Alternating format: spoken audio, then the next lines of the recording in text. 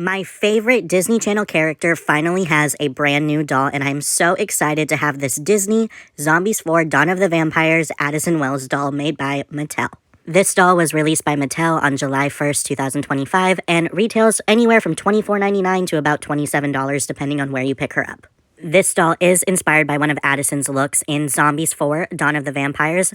On the center of the packaging, there is the logo for the film, as well as an image of Meg Donnelly as Addison Wells, and the Mattel logo and some legal information. The plastic portion of the doll's window box display packaging is kind of inverted at the top to kind of look like the M with fangs from the Zombies 4 logo. The doll is mostly visible throughout all sides of the packaging, and the back of the box is really pretty. I love the kind of dawn setting that it has in the forest. At the top in the corner is the Disney Zombies 4 Dawn of the Vampires logo, Addison Wells, and a full body image of Meg Donnelly as Addison wearing the outfit that the doll is based on. And there's more than meets the eye with this empathetic and out-of-this-world cheerleader. And of course, underneath that, there is a load of legal information, including the Mattel logo and a Mickey Mouse.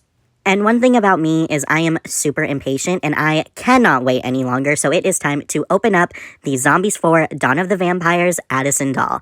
And wow, I am obsessed. I may be jumping the gun here before I get into all of the details of this brand new Addison doll, but I have to be honest. It has been a hot minute since I have been this in love with a brand new doll that I bought.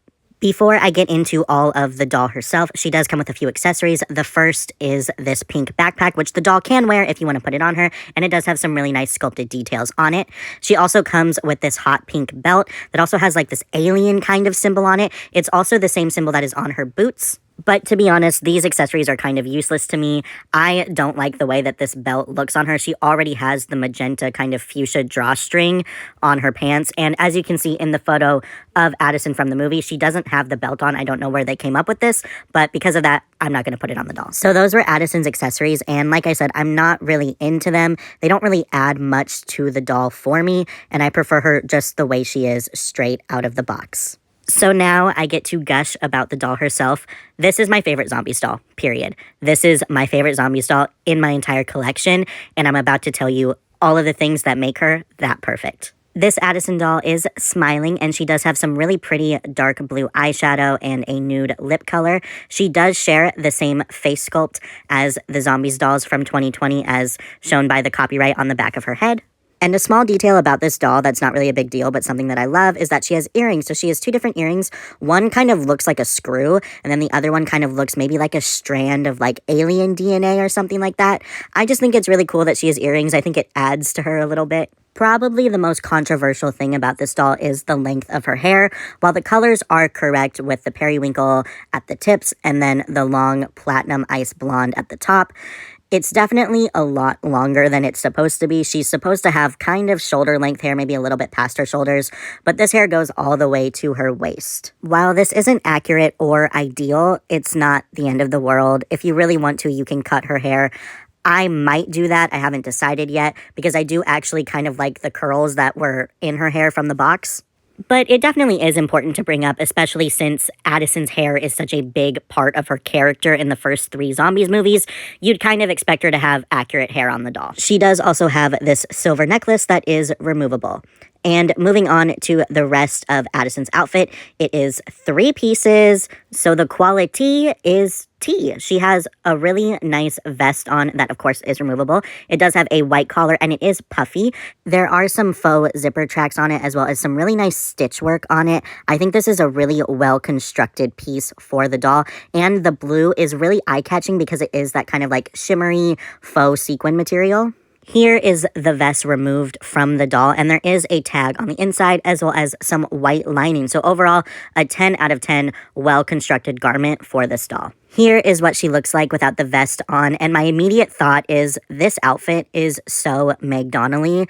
Like, I don't know if y'all know Meg like that, but I swear she used to dress like this. Like, she used to have this funky, cool street style, and so I really see Meg in this outfit, not necessarily Addison. She does have this cropped long-sleeve t-shirt on, and it does have this, like, magenta fuchsia ribbing that matches her waistband, and then she does have this kind of, like, heather gray middle part of the shirt, and on that she has this metallic kind of alien symbol. And of course, my biracial queen has to have her Luma lens, so she definitely has her alien heritage with her, which I love to see that. Moving on to the rest of the doll's outfit, I think it is so fun. I love these pants. So she does have a real drawstring in her waistband, and then she has these huge, puffy parachute pants that are so fun.